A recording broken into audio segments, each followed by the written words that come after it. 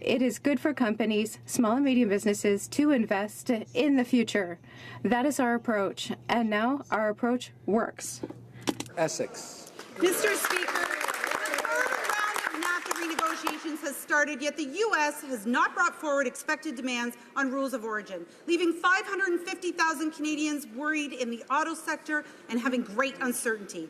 Even trade experts are concerned that no serious offer is tabled, making the year-end deadline for the deal impossible to meet. Auto workers were stunned the sector was not even identified as a priority. How can the minister be trusted to protect workers without significant changes to labour provisions, a lack of an auto policy, and potential changes to rules of origin in play?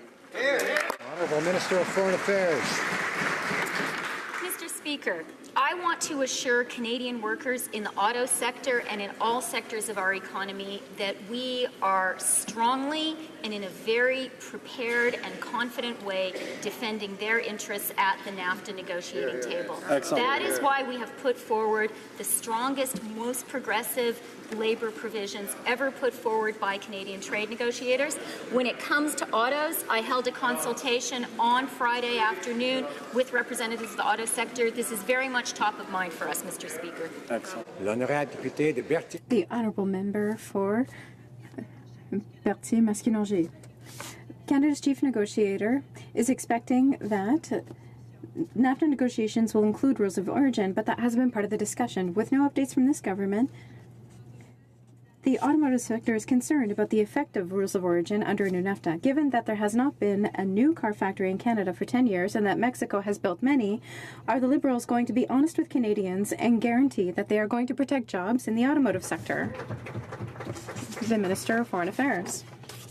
Mr. Speaker, as I already said in English, workers from all sectors of Canada are very important to our government, and we are working very hard, very constructively at the negotiating table.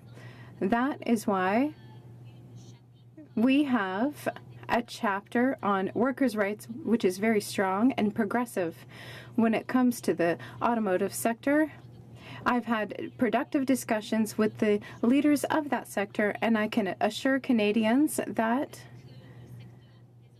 the automotive sector is very important to our government. The honourable member for Berthier-Masquinongé. That's not reassuring.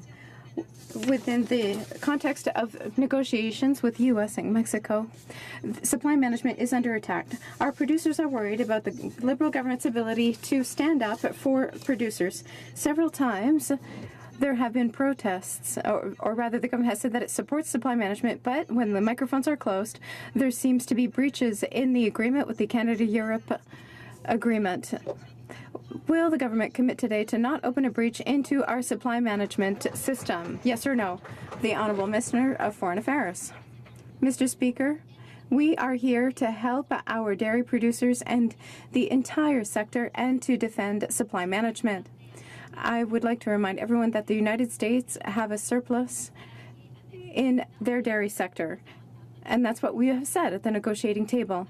We are determined to work with our farmers, industrial partners, and others to continue to defend Canada's interests. We vigorously defend our national interests.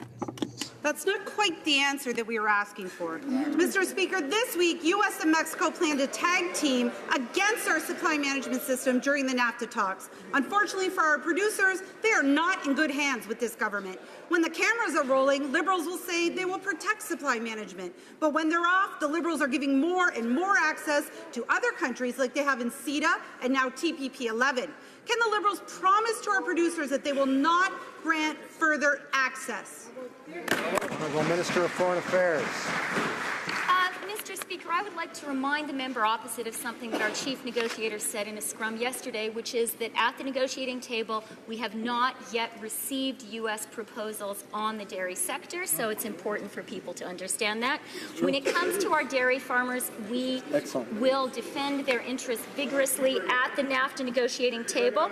We are committed to working together with farmers, industry groups, and American counterparts to promote Canada's agricultural interests. We will fiercely defend the national interest and promote our values. Excellent. The Honourable Opposition House Leader. Mr. Speaker, this weekend, over 98% of the Canadian Chamber of Commerce voted against these Liberal tax increases. Business leaders across the country have real concerns and real questions. What's the Minister of Finance answer? Well, he ignores them because he thinks they are tax cheats who are milking the system. Why is the Minister of Finance ignoring legitimate concerns from reputable business groups like the Canadian Chamber of Commerce in regards to his tax increases?